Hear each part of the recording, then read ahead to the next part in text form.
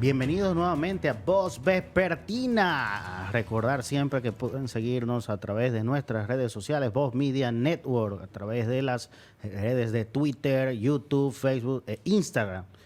Tenemos, como siempre, a un invitado especial, mi amigo y mi hermano Sandy Saviñón, periodista, comunicador, conferencista, experto en cine, jazz, economía circular y economía colaborativa. No se me quedó nada, ¿verdad, hermano? No, con Sandy está bien. Con mi nombre está perfecto. Bienvenido a Voz Vespertina. Encantado. Bueno, no conocía esta cabina. Me ha encantado la iluminación, la estética que he visto y la organización también. Por la producción, el recibimiento y de verdad que me siento bien acogido. Muchísimas gracias. Gracias. Ahí una cuña, Ingrid Lluvere. Hermano, hablemos de cine. Los viernes queremos hablar de temas light. Bueno, fíjate, sería interesante hablar y recomendar algunas películas. En primer lugar, hay una serie de tendencia a nivel mundial y en los Estados Unidos, que creo que en la República Dominicana también en las próximas semanas se va a hablar mucho de esa serie. Se llama El Juego de Calamar. No, ya está en los rankings. Exacto. Extrañamente, el ranking de Netflix de República Dominicana es muy malo. Sí, pero esta serie está ahí. Sí, exactamente, extrañamente. Pero todavía no he escuchado como en los medios todavía analizar y hablar de la serie, sobre todo porque es muy nueva, hay que verla completa para poder analizarla a profundidad, es obvio. Pero ¿por qué tú crees que es tan buena? O sea, yo percibo, porque trata la naturaleza humana, esos conflictos psicológicos internos que uno tiene. Además de que tú te puedes reflejar en los personajes. Son gente común en una situación extrema. Yo creo ¿Por qué tú crees que es tan yo creo buena? que va por ahí y un poco más allá. Sobre todo en el aspecto de la cinematografía, los surcoreanos se están dando mucho de qué hablar en los últimos tiempos. Eso es así. Es bueno recordar que hace 2 años, si no me equivoco, la mejor película de los Oscars fue Parásito, una película surcoreana también. Y el año pasado la mejor actriz también fue una surcoreana. De manera que los surcoreanos como en aspectos del cinematográfico, están dando bastante de qué hablar por esas películas tan interesantes, de llevar los guiones a ese tipo de extremos, como es esta serie, El Juego de Calamar, que trata simplemente de un concurso, de que el que gane se lleva una cantidad de dinero, pero el concurso está basado... Exacto, el concurso está basado en juegos de niños, de la infancia, que tú tienes que recordar cómo pasar los mundos, etcétera, para poder sobrevivir en la vida real. Y un poco de terror, un poco de acción, ficción, o sea, todos esos elementos de llevar el aspecto humano a un límite, que creo que es lo que pasó, que es la clave también de La Casa de Papel, que es una serie que, por cierto, la cuarta temporada fue muy buena, la última, de llevar ese aspecto del ser humano a lo más conflictivo. Y qué bueno que es en el terror, que es un género tan poco popular después de Alfred Hitchcock. Yo no creo que haya existido otro director de este ámbito del terror. Y los surcoreanos, sin lugar a dudas, están creando una huella, ¿no?, en el mundo cinematográfico. Entonces, Ted Sarandos, que es el CEO de contenido de Netflix, ha anunciado al mundo el día de ayer que esta serie está rompiendo todos los récords de sus propios contenidos. Es decir, que ellos estiman que en un mes o en 2 meses la más vista de la historia. Y no solo como película extranjera, sino en sentido general. La película más vista de la historia. Si no me equivoco, la película, ¿cómo se llama esta serie? De ajedrez, que fue muy buena. Gambito de Damas, que fue muy buena, me encantó.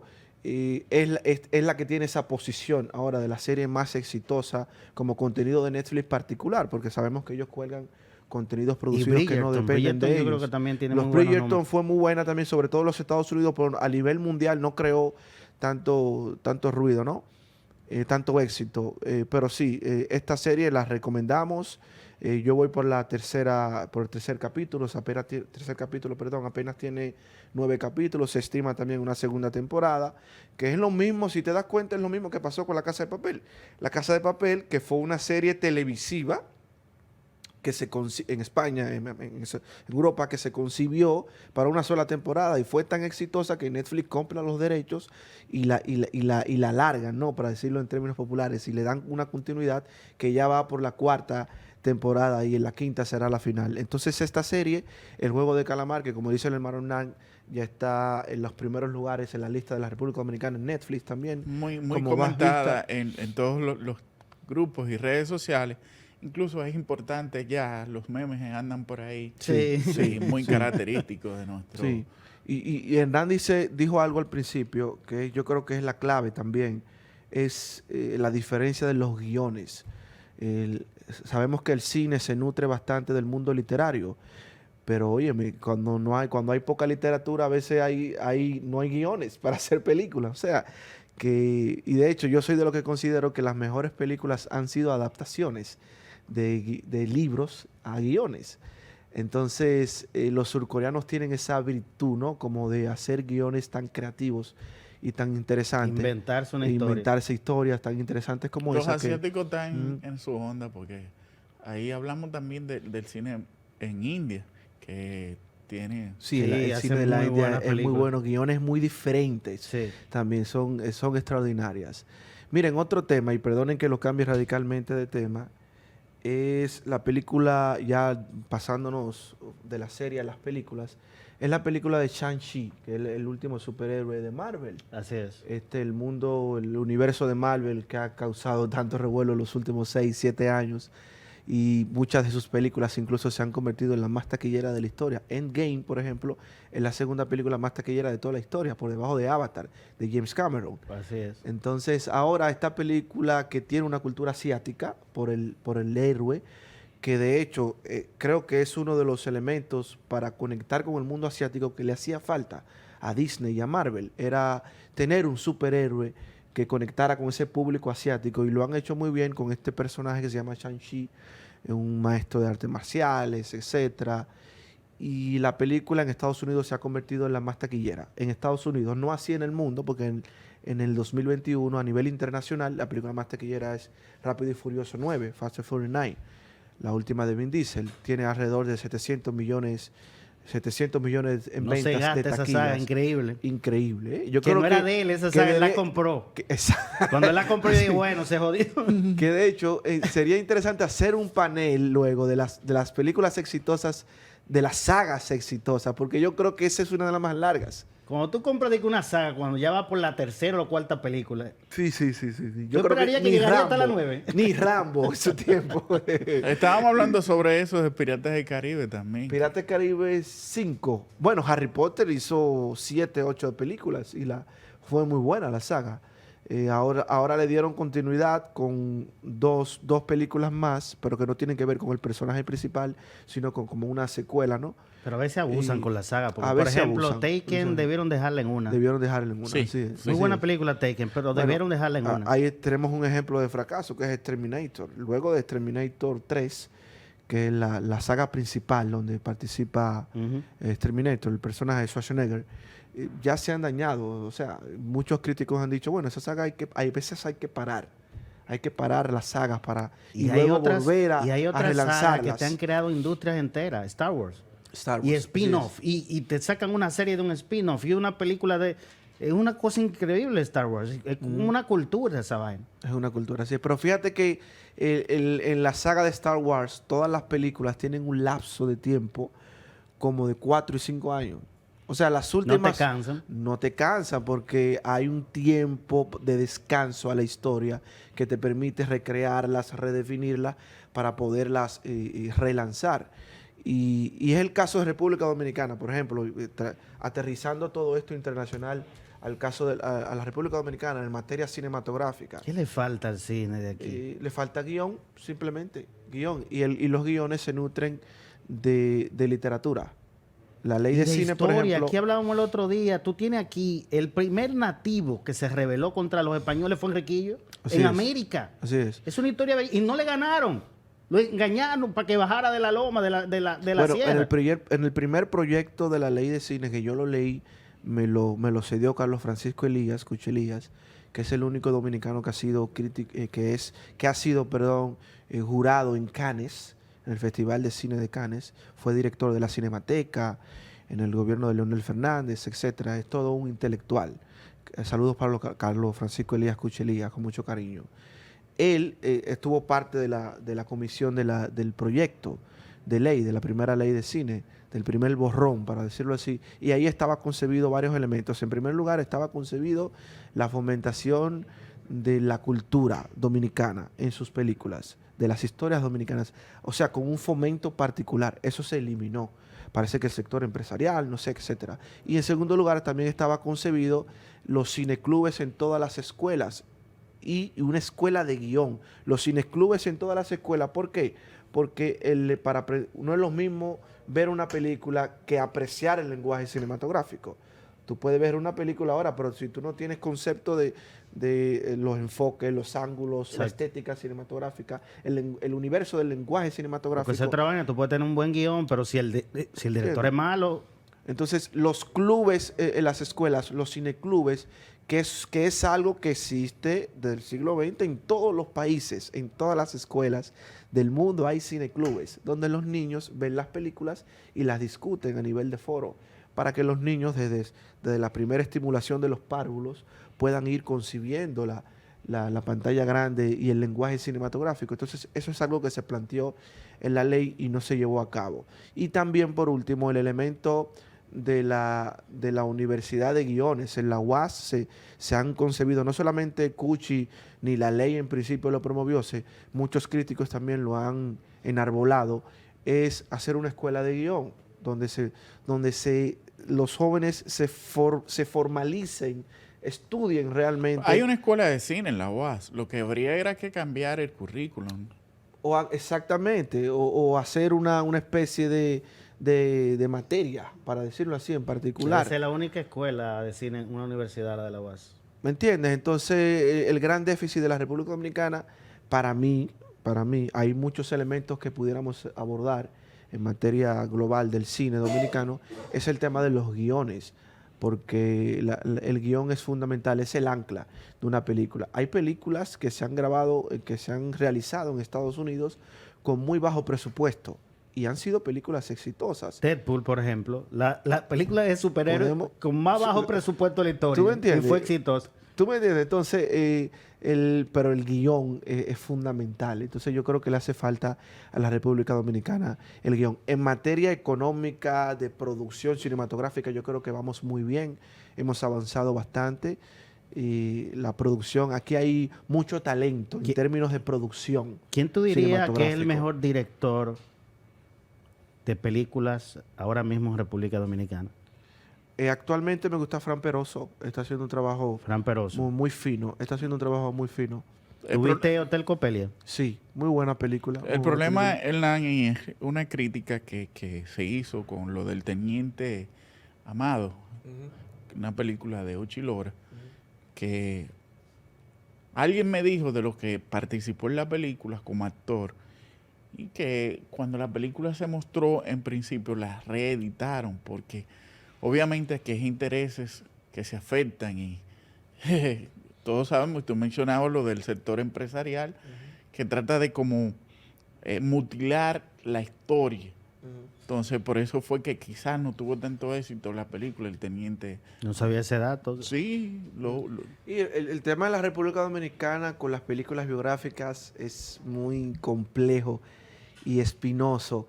Y si tú te vas a los Estados Unidos, por ejemplo, te hacen una película de Churchill o te hacen una película de, ¿cómo se llama?, de Lincoln, que fue muy exitosa la película de Lincoln, biográfica, y no hay ningún problema en narrar la historia de Lincoln con exactitud, todas sus perfecciones, todas sus imperfecciones, no hay ningún problema en narrarla. Tú te refieres a la de Lincoln de Spielberg, muy buena esa película, tremenda. Ganó Oscar, tremenda película.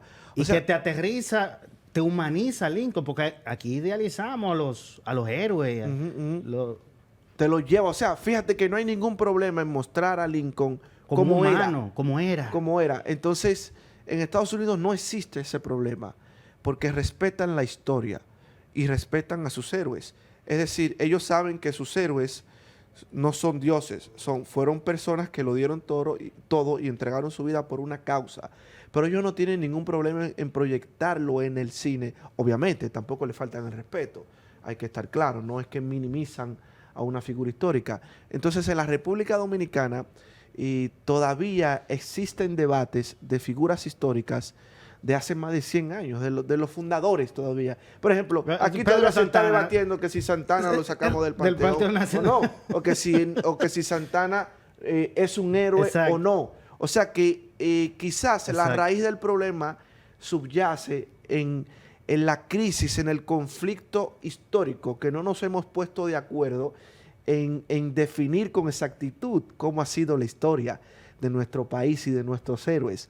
Y la manipulación que se da, porque obviamente, vuelvo y reitero, aquí la historia siempre va a estar acompañada de algunas familias que se han beneficiado del, qué sé yo, del fracaso de ciertos sectores y que los presidentes, en el caso de Trujillo, Balaguer, le dieron beneficios y que tienen posiciones, terrenos, cosas y demás. Entonces, esas películas nunca van a tener los correspondientes. Yo diría que los historiadores y los guionistas... Yo no creo que nunca. Lo pueden tener. Lo que pasa es que la Academia de Historia del país debe funcionar también. O sea, el cine se fundamenta de todos los estamentos de un país, de la nación. Entonces, por ejemplo, en Estados Unidos nadie te va a tomar un guión de una figura histórica y va a violar un precepto definido por la Academia de Historia de Estados Unidos. Entonces, aquí no se respeta eso. Aquí yo te digo, mencióname 3 miembros de la Academia de Historia. Tú no me lo vas a mencionar, quizás me mencione uno, porque no tenemos ni siquiera conciencia quiénes conforman la Academia de Historia científica de este país. De manera que... Tanta historia que tenemos en este país. Tenemos bastante historia. El Ministerio de Cultura pudiera hacer un gran aporte. Desde la llegada de los españoles, como tú mencionaste, lo de Enriquillo, los diferentes... Bueno, pero que Pirata del Caribe también es una historia nuestra. Claro. Pirata del Caribe tiene... los elementos que enriquecen la película Pirata del Caribe tienen que ver con la isla. O sea, y nosotros no hemos capitalizado todas esas historias del pasado, que incluso muchas son hasta mitos, pero podemos capitalizarla y no los hemos hecho para promoverla y buscarle una rentabilidad. Porque tenemos, por ejemplo, la historia nos habla de los filibusteros y los y bucaneros, que es una historia que está ahí y es real, pero nadie se aboca. No hemos y ni siquiera Disney le ha sacado tantos millones, señor. ni siquiera hablamos de Duarte, nuestra principal padre de la patria. Así es. No, y tú ves que se hacen una película de Duarte malísima, que se tuvo, o no le dieron el apoyo, o lo tuvo, pero no tenía guión. Aquí también existe un problema. Aquí el cine está muy marcado por el teatro en términos de representación de actuación. Por ejemplo, esa película de Duarte, por ejemplo, que tenía muy buenos actores, teatristas de larga data de este país, incluso el que hizo el personaje de Duarte, yo lo veía en la película y yo creía que estaba viendo una escena de una obra de teatro. Fíjate. Entonces, aunque el fundamento del cine en términos de actuación es el teatro, pero en la proyección, la película, el cine tiene otra configuración estética del lenguaje cinematográfico que no es igual al teatro. Entonces, aquí todavía siento que existe ese vicio. Fíjate que muchos de los actores son actores de teatro, pero que tienen su éxito en teatro. Eso no quiere decir que un actor de teatro no tenga éxito en el cine, porque de hecho las leyendas en los Estados Unidos, Robert De Niro, Morgan Freeman, fueron actores de teatro, todos. Pero hay una diferenciación muy amplia en lo que es el cine y el teatro. De hecho, el teatro es más elevado que el cine, para que tú tengas una idea. Los actores en Estados Unidos pasan del cine al teatro. O sea, se forman en el teatro, van al cine y terminan en el teatro, porque el teatro es lo más elevado de las artes. Una élite. Es una élite en términos de actuación. Entonces, pero hay otro extremo también. Las películas que te la llenan de figuras, que ni siquiera son actores. No jodas. De figuras. Te la llenan de figuras. Y tú dices, caramba. sí, porque En Estados Unidos, esos actores grandes, nadie los conocía hasta esa primera película que hicieron. Por eso están los castings y se deben de... Claro. yo creo que ese es uno de los vicios de la ley que debemos corregir para una futura modificación. Por ejemplo, porque como hay un incentivo a la producción cinematográfica, los productores y directores, para poder capitalizar la rentabilidad de esa película, se ven en la obligación de tener que poner figuras populares a actuar. Por eso tú ves un artista en una película, un cantante de reggaetón, un presentador de televisión haciendo una película, Aquí porque exageran, es la manera de captar audiencia con figuras conocidas y que te llamen la atención. Por ejemplo, ya Ozuna va a ser la segunda película de la primera que hizo aquí, con Raymond y Miguel, con comediantes que ni siquiera son actores en sí de películas. No digo que no tengan la capacidad para hacerlo, sí la tienen, pero no son actores propiamente de cine, sino que son comediantes o humoristas. Es una profesión también, no lo estoy denigrando para nada. De manera que eso es como una especie de táctica mercadológica de poner en tu película, en la configuración de tu película de los actores, a figuras del mundo popular para poder llamar la atención, para que la gente vaya al cine. Pero yo creo que eso y se te vea la agotó. Ya en un película. principio enganchaban a la gente así, lo enganchaban. Pero yo creo que se agotó. Lo que pasa es que Y el entramos cine, en un círculo vicioso. La gente va y sale desanimada. no, lo que pasa es que el cine en la República Dominicana no tiene credibilidad de calidad. Porque como no hay una base de estudio, no hay un amor por el cine desde niño. Por ejemplo, yo no amo el cine desde niño. Yo amo el cine desde que tengo 15 años, que comencé a estudiar, a profundizar, a estudiar. Me fui fuera a estudiar. Y ahí yo comencé a tener una apreciación del mundo cinematográfico. Pero en la escuela, en el país, yo no aprendí nada de cine. A mí no me enseñaron a amar el arte como yo lo amo ahora. A mí no me enseñaron a amar el teatro como yo voy y pago 500 pesos por una obra de teatro. Tú le dices a un muchacho ahora, a un joven de eso del barrio, mira, tú le das la taquilla gratis y no te vas a una obra de teatro. Porque no hay, pero no es su culpa, es que nadie lo enseñó a apreciar esa manifestación del arte. Que lo que he dicho aquí, tú no le puedes decir a alguien que haga algo que no conoce. Exigiendo que cambien las letras a música urbana. Pero ¿cómo la van a cambiar si no conocen otra cosa? No, eso es un desatino también, eso es anticonstitucional.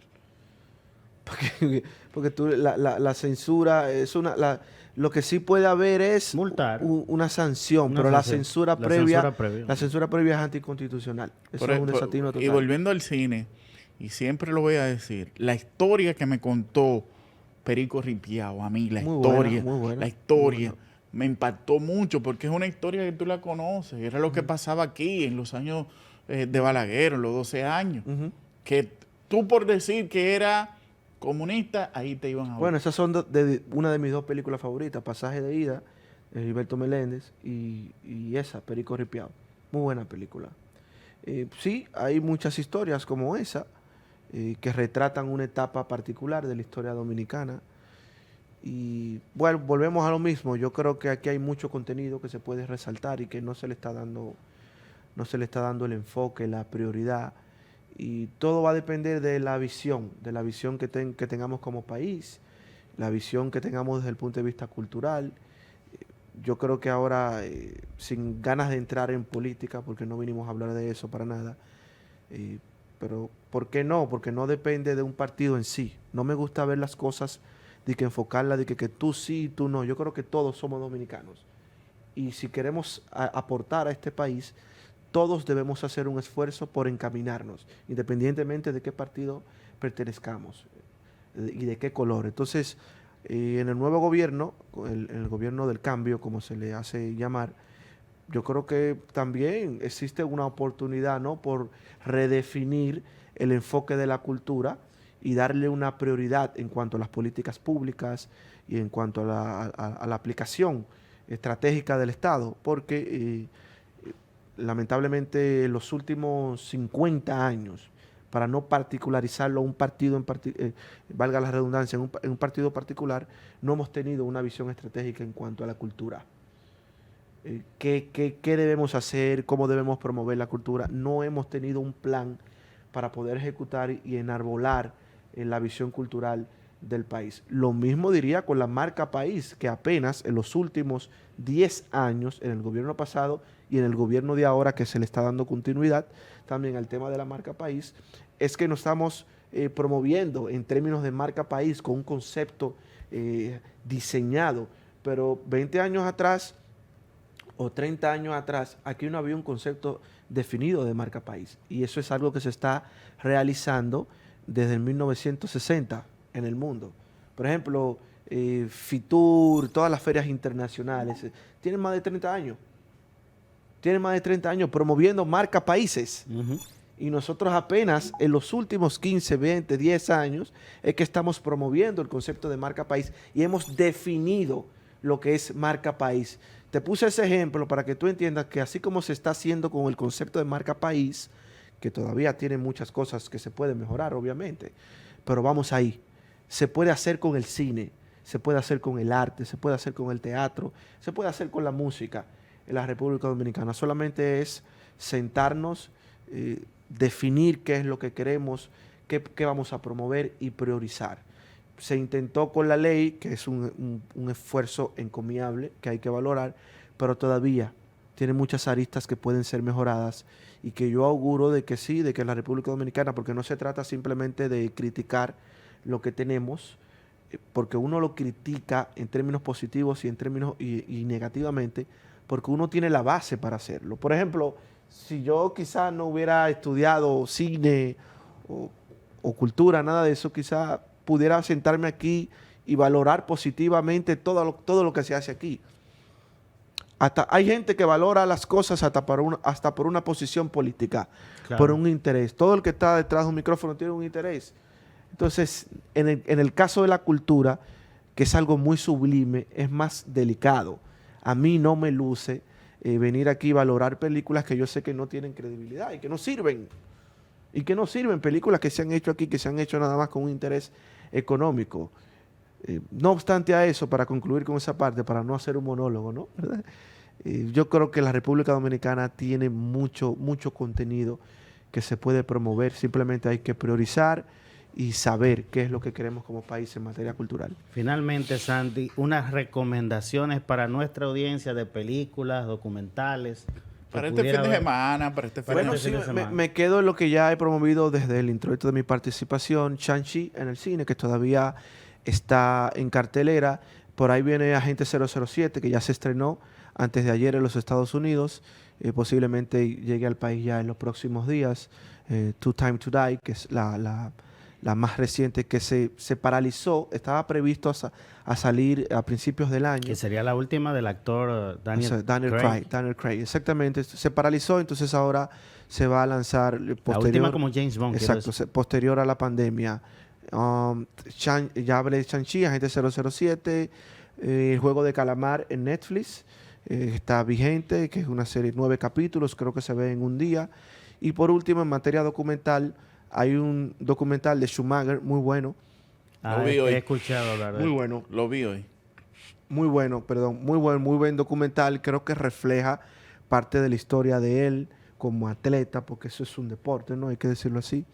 Y de la visión que tenía él. Y lamentable la situación que está pasando ahora, porque está en una máquina, no puede...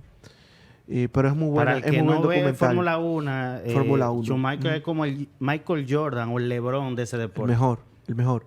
Así es. Y otra serie documental de ovnis que acabé de terminar ayer se llama OVNIs, Secretos Ocultos de Estado. Es una investigación maravillosa. Yo estoy muy defraudada con la serie de ovnis porque exageran demasiado. No, pero esta no. Oye, ¿por qué? Porque esta simplemente se enfoca en los secretos. Es una investigación periodística. Y la mantienen así. Que se enfoca en los secretos que han ocultado los gobiernos con el tema ovni.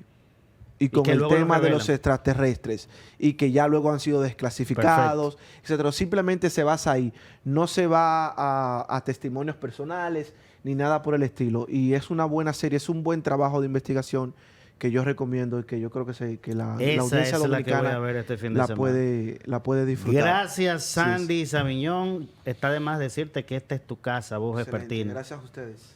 Señores, a todos ustedes un feliz fin de semana y nos vemos nuevamente el lunes en su programa Voz Vespertina.